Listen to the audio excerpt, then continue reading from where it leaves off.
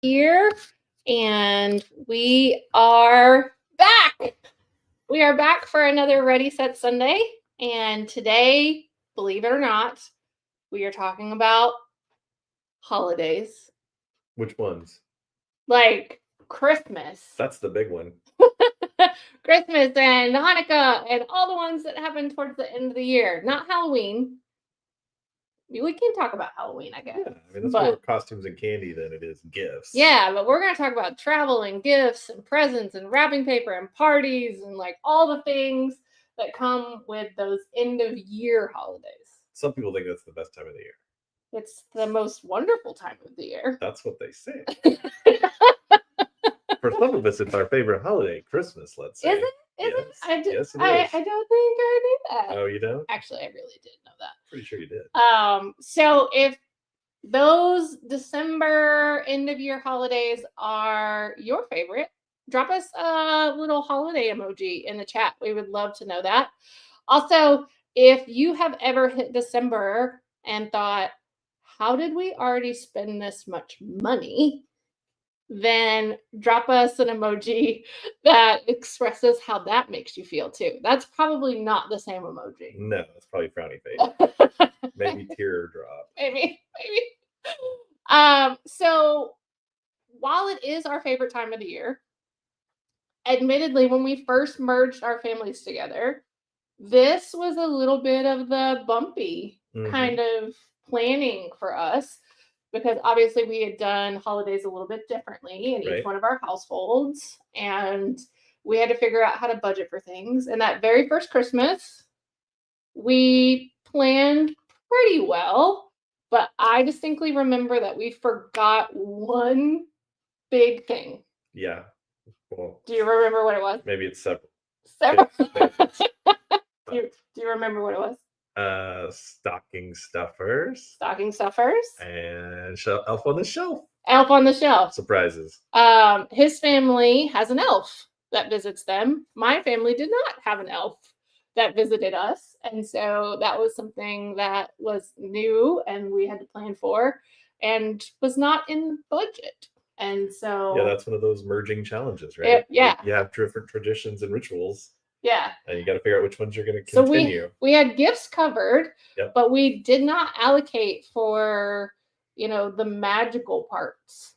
Yeah. More magical parts. We had the practical parts covered, but not the more magical parts. Mm-hmm. So I remember us maybe, pinching and robbing Peter to pay Paul to make that happen that first Christmas. Pretty sure we did. Yeah. And if you're like us, then that caused a lot of stress for us, particularly that very first holiday. Mm-hmm. We learned a lot from that experience, and we've done much better since then. But it's usually not the holiday itself. I mean, sure, there are family dynamics and things that come with holidays, sure. But it's about the surprises like that sometimes catch us off guard and cost more money. Maybe you have to travel to see family. Maybe, your kid needed this thing for a gift exchange, or you needed to do that for a friend or whatever. And these little things keep adding up and adding up and adding up. And all of a sudden your checking account is gasping for air. Right. It's not having a merry holiday season. It's not. Your checking account is definitely not following. Right. And so, one of the things we always try to reinforce for anybody that we're coaching with is that you are in charge.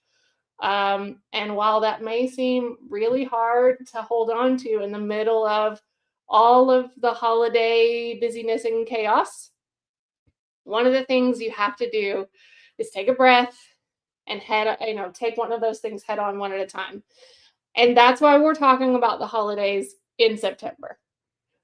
Be ready ahead of time. Yes, because if you talk about it now and you have a plan now, then when you get to November and December, you are more empowered. You feel more confident to do all of that. Less stressed. Less stress. I'm all about less stress holidays. Yeah, lower drama. Let's do it. No drama llama. So tonight we're going to talk about that. We also have a freebie to give you. We have a template that we created about a year ago to help you plan for those gifts for your family and friends. So we're going to be popping that in. But we want to help you make holiday prep not overwhelming. So, all right, wise one, Okay. you always come with the facts. That's right. And the knowledge and the wisdom. So what is the facts and knowledge and wisdom tonight? So holiday budget 101. All right, hit us. All right. So let's figure out, how do we actually do this, right? How do we actually do this? Because it doesn't need to be overwhelming. Okay. So we're like going to spend plan. a couple minutes here kind of going over the outline on how to do it where it's not overwhelming. And you can bring the joy back into the holiday season. I like all the things you're saying. Yeah. So what's the first step? Okay. Step one, list your categories. Okay. You got to think about, where does my money usually go? And where do I want my money to go? Starbucks, Dr. Peppers. Uh-huh. Oh, you're not talking about those kind of categories? No, I was talking about holiday categories. So gifts, travel, food, events, decorations, wrapping paper, stocking stuffers. I'm sorry, what is that? Stuffy stuckers. Yeah, I was saying it backwards. So that way, the first thing, right, when you write it down, it's not going to sneak up on you later. It's true. And, one of the things that I have been guilty of is making a very pretty list, a very pretty spreadsheet. We even had, a pretty intense conversation about our budget this week. Yeah, we did. Pretty spreadsheets don't make life happen. No. And so you actually have to work on it.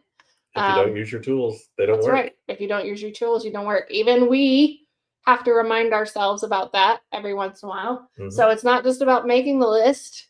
It's about sticking with the list. Yes. And using the list. Using the list. Yes. All right. So first step, list your categories. Second step, set your spending caps. So how much are you going to allocate to each of those categories you just wrote down? But I want to spend $1,000 on everyone. Yeah, I think we all do. Everybody. For some people, that's realistic. Everybody and my uncle deserves a present. But so how do I decide? For the rest of us, we have to be smart about it and practical. Okay. Like we have to set, these are my resources. Here's how I want to spread them out. So how would you recommend figuring out what that cap is? I would look to, obviously, if you've planned ahead of time, right, you could save money up maybe in a sinking fund throughout the year so that then you're ready to spend when it's time to spend. Okay. And if you haven't done that yet, there's never too late to start, right? Right. But B, figure out what you've got. You've got to know, how much do I have available that I'm going to allocate towards joy this holiday season?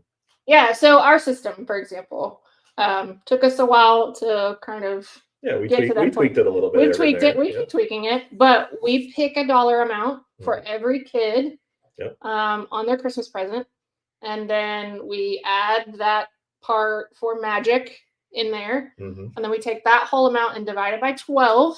Right. And then every month we put that amount in a little savings account, Stinky Fund. So by the time we get to December, we have that pool there. We're ready to roll then. Yep.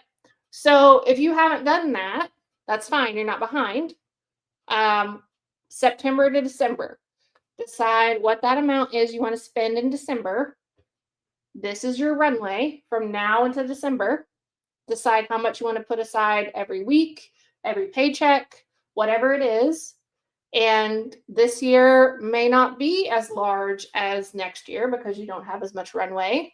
But make a plan so you're not using the credit card or, borrowing from mom and dad or whoever it is. Right. But, make a plan with your resources so you're not outspending your resources. And then go into December going, okay, this is what I have. I'm going to spend on these people. I remember when I was a single mom, that very first Christmas, I wanted to give gifts, like I said, $1,000 to everybody. Of course, that's exaggerative, but I had to cut that list down to just my kids that first Christmas because I didn't have the resources to give to, So you got to prioritize my mom and my dad and my sister. Right. And that sucked. It stank. And I had to, get creative and I had to graciously say to them, I can't give you a present this year. I love you. I'm sorry. And so, as we've been able to kind of build that up. We've been able to kind of redo that and add more people to the list. Mm-hmm. But sometimes in the beginning, like the list is short and the resources only go so far. Right. So again, we don't want it to be restrictive, right? Yeah. We want it to give you freedom to Yeah. enjoy the gift giving. Yeah, and even in those first Christmases, where it was just me and the kids, like we went to Target and we knew that we were, we drew names and each one of us had $20 to spend on each other. And it was really fun because we each knew we had a budget and we had $20 to spend on each other. And everybody got one present that somebody else picked out for them. And that was great. Mm-hmm. But you really just have to do with the resources you have. Right. And so as the resources change, the list and the gift amounts can change. Exactly. So and that's where we want to get to, right? Yep, absolutely. So when you've chosen your limit, right? You've got X number of dollars. Yep. That sets you up for what? To enjoy it without guilt. Woo! Let's go shopping. Yeah. Then it's free, right? And fun. It's free. Well, not free money wise. Free. Free in the spirit free. Right? Yeah. All right. So then that sets up for step 3. Yep. Start tracking those gift ideas. Yeah. Oh my gosh, this is my favorite part. First of all, I'm terrible at keeping gift secrets. So whenever I buy a present, I almost immediately give it to them. So I have to wait until November or December to give them their present or to shop. Or if I buy a gift in September, they just get it in September. So, I mean. And then we want another one in December. So, but I can write down ideas all year round. I have a couple of good ones cooking for you. Nice. Very good. I look forward to them. Yeah. Yeah. So get your notebook out, get your phone, write some notes. When somebody says, hey, I saw that looked cool, write it down, right? So then when you're in the heat of the moment of the shopping, you've got those ideas already. Yeah. In your plan, Or, you catch it on a holiday sale or clearance or something, like you're already ready to rock and roll. Exactly, because you've already thought about it, and you've already planned it out. Exactly. So shopping with a plan saves money and almost maybe more importantly, saves energy. Oh. You don't turn into this kind of frantic thing at the end, right? Yes. You just go execute your plan. Exactly. So then you don't panic buy. Right. Yeah.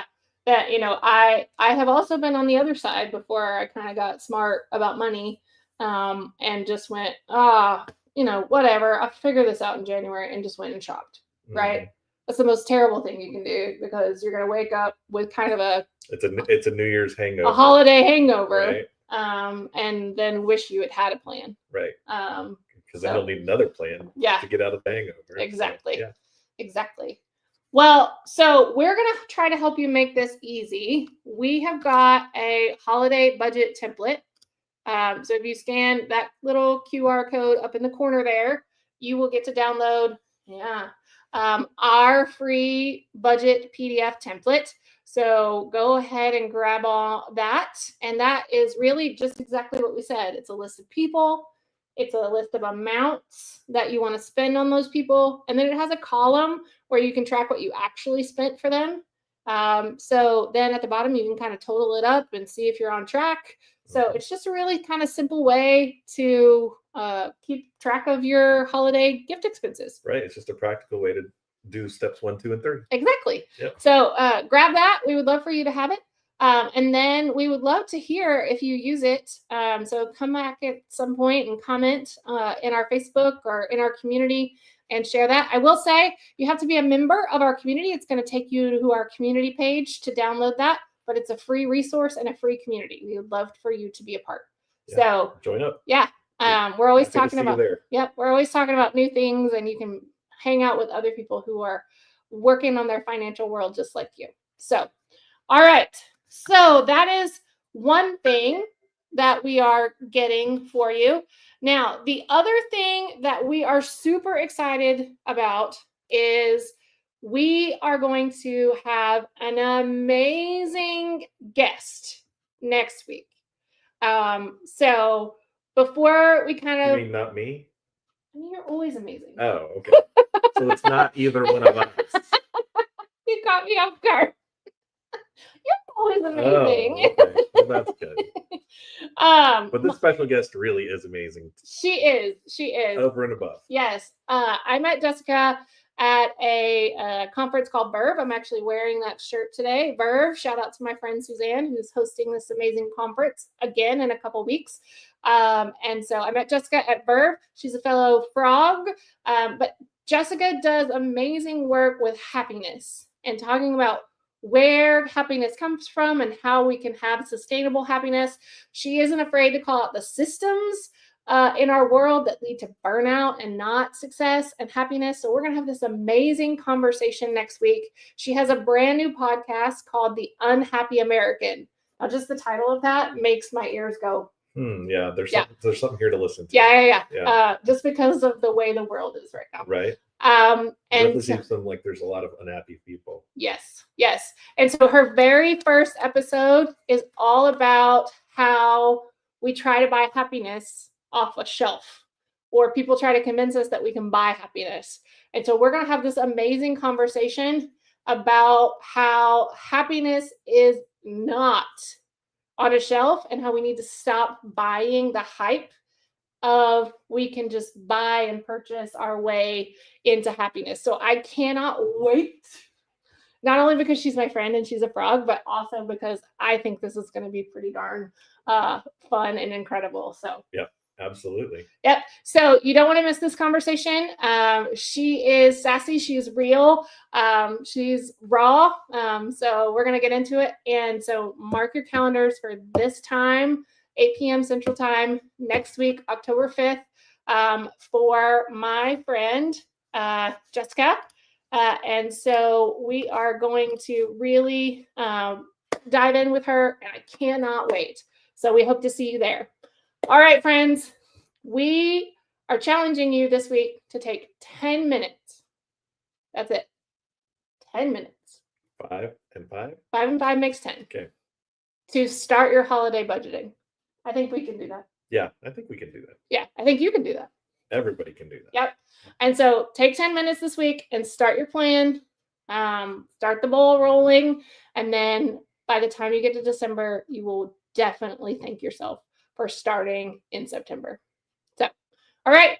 We think you all are amazing. And we hope to see you right back here next week with our special guest. Talk soon. All right. Have a good week. Bye.